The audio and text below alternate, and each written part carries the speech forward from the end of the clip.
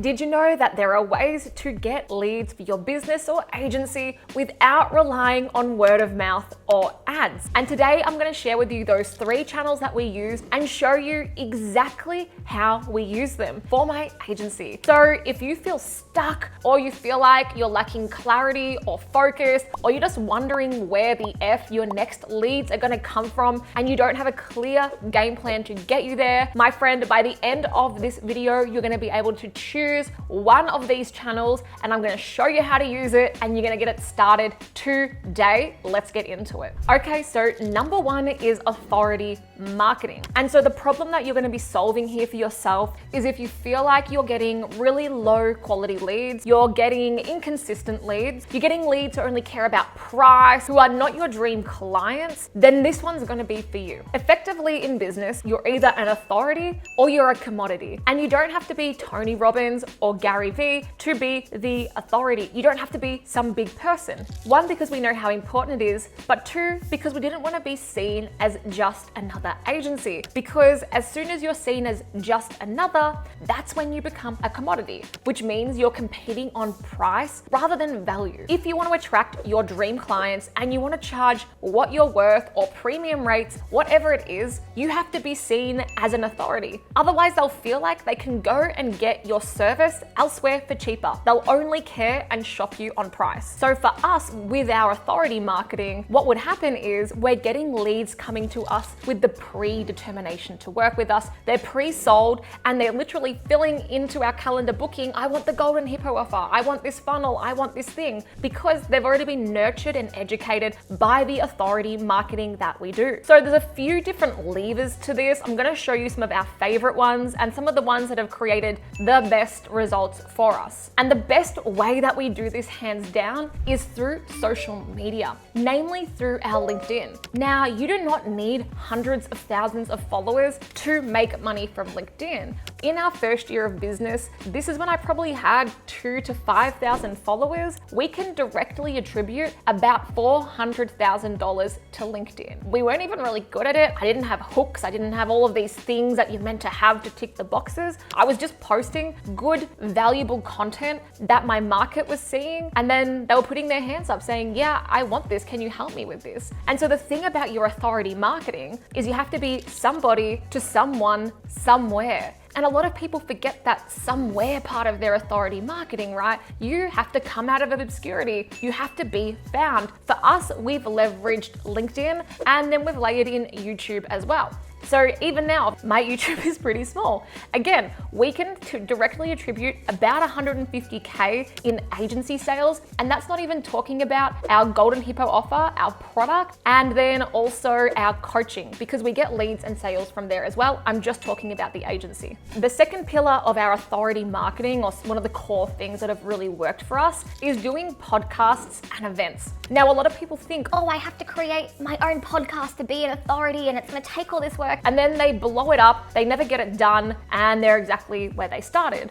So for me, I've built a podcast in the past before I had my own business. Yeah, it takes some work and I couldn't really be bothered starting with an audience of 0 and trying to build this thing, as well as doing everything else in my business. So you think, okay, well, somebody's already spent the time and the resources and the energy to find your audience and to put them all together into an easily findable, so you don't need to create your own podcast. What you can do is just be a guest on other people's. And so in the first year, and I'm getting back into it now, that's exactly what we did. We weren't trying to create a podcast from scratch and get it to 1 million listeners. We just thought, who's already spent the time, the money, and the energy to do the podcast, to get the attention and to build the relationship with the market I want to get in front of? And again, I've been on Entrepreneurs on Fire, I've been on other big podcasts, but they don't even usually bring me the best leads. Honestly, it's getting on some of the smaller or medium-sized podcasts that have a really strong following and relationship with their audience is better. And so the best one I ever went on was Kasim from Solutions 8. And we did that maybe at the start of last year.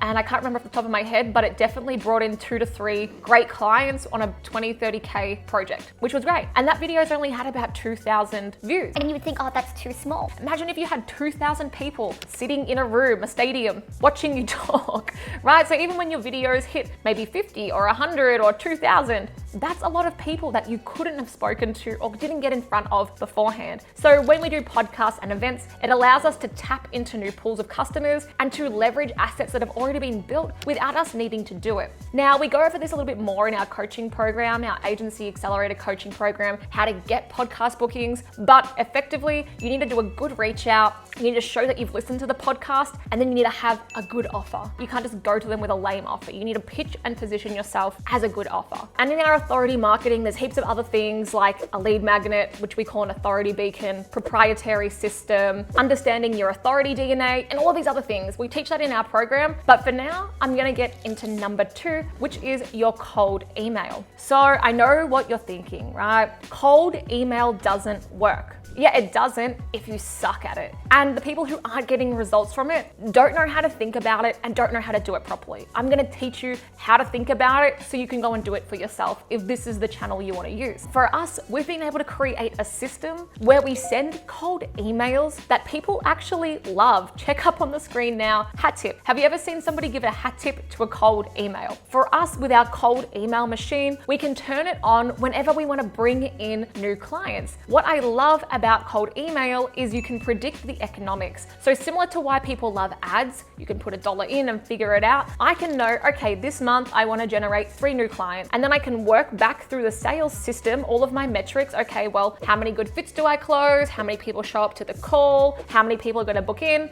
And how many people do I need to get in contact with? How many emails is that going to take? So what that means is I can set a goal, and then I can reverse engineer how I'm going to hit that goal, and then create the systems to make sure that I'm successful. It takes the guesswork out of growing my business, and it's probably one of our more predictable channels because I can manage and control the economics of that channel. And it's great because you can think of it this way: inputs, outputs, and outcomes. If I can create a good strategy and a good list, then the output is that I'm going to book meetings and get responses. And then the outcome is going to be that I get clients. I can control more of that. Whereas when you're doing the inbound through your authority marketing, you should just be doing that no matter what. But LinkedIn isn't as predictable until it compounds over time. Now I know that I might get 3 leads a week, but back in the day, I might have been getting 1 a week, 5 a week, none a week. And that is not a good way to scale or grow your business. But if you do it consistently over time, that's when you start to get the results. Anyway,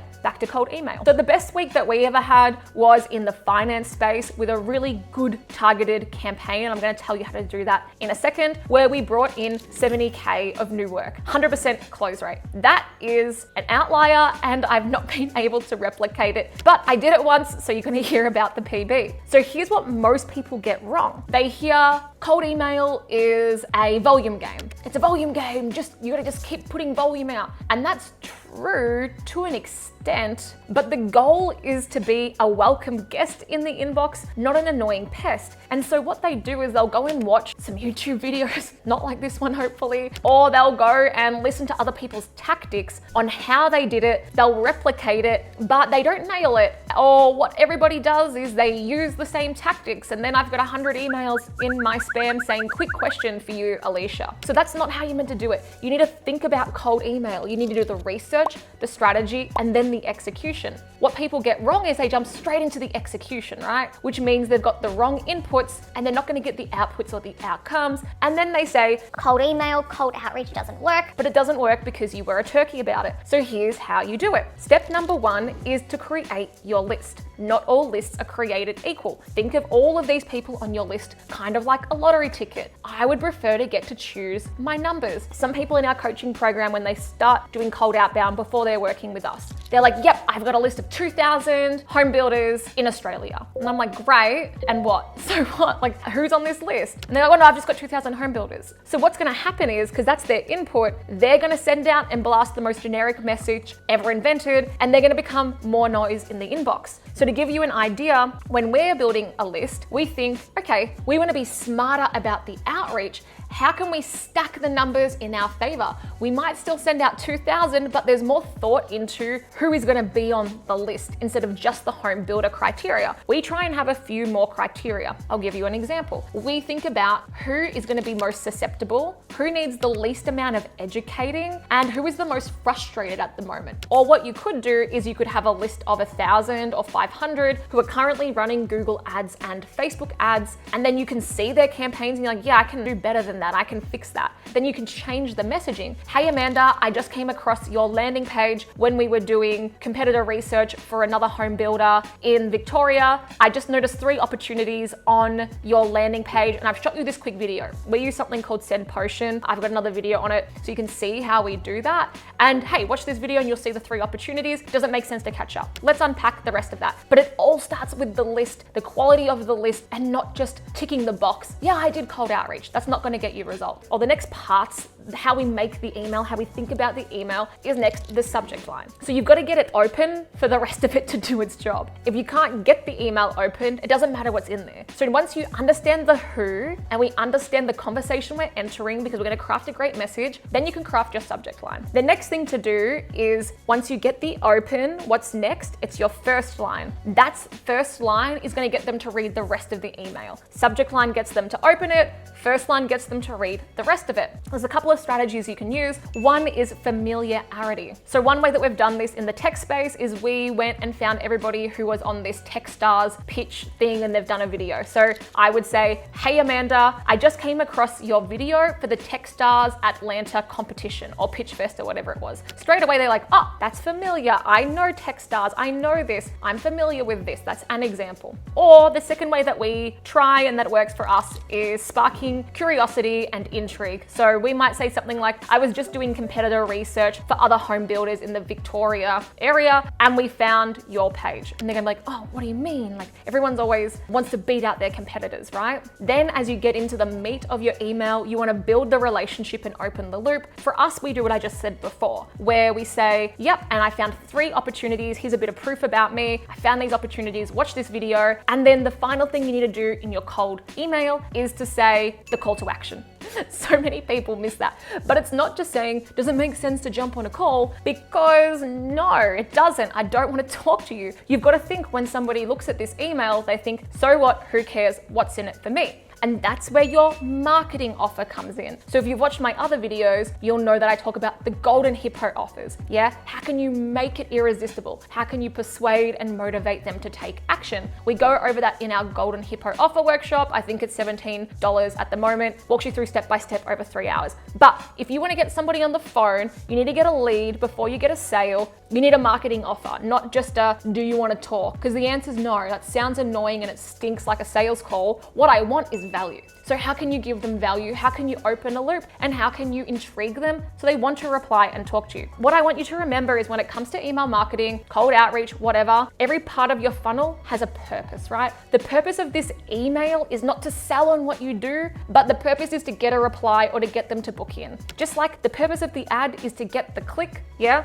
Everything has a purpose. We're not trying to do a knockout punch. We're just trying to get a micro yes to keep moving them along. So team, that's cold email. We've done authority marketing. We've done cold email. I wonder if you've chosen a winner yet. And now we're gonna get into number 3, which is strategic partnerships. So here's why I love strategic partnerships. Well, similar to podcasts or events, somebody's already spent the time, the money, and the resources to build a relationship with the market that I want to get in front of. So what we would think when we first started, we don't leverage this as much now, thought, okay, who uses our service before and after us? And we were just doing projects at the time, so it made sense to connect with accountants, business coaches, but also traffic agencies, so they could refer us their clients. Okay, so here's how we do it. It doesn't just happen fast, right? I might start with doing a coffee catch up with somebody that I meet on LinkedIn and then understanding what are their problems? How can I give them and their clients value? Can I actually